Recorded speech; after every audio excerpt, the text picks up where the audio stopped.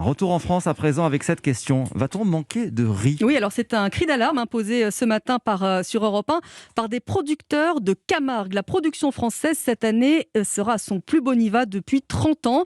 En cause, les normes sanitaires de plus en plus contraignantes qui découragent les producteurs. Explication signée Maud Descamps.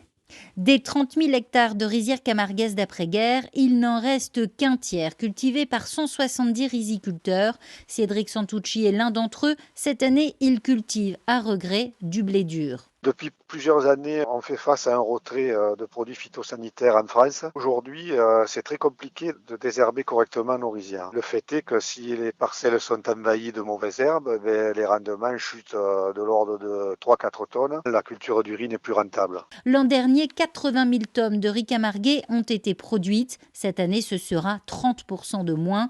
Bertrand Mazel, président du syndicat des riziculteurs français, s'inquiète aussi de l'impact sur le paysage. On était habitué à avoir un paysage où il y avait bien sûr de l'eau en permanence avec toute la faune et la flore qui s'y attachent. Aujourd'hui, malheureusement, on voit plutôt des champs qui sont plastifiés aussi parce qu'on est obligé d'utiliser ces méthodes-là pour avoir des melons de plus en plus tôt. Contacté par Europe 1, le ministère de l'Agriculture assure qu'il ne laissera pas la filière du riz français disparaître.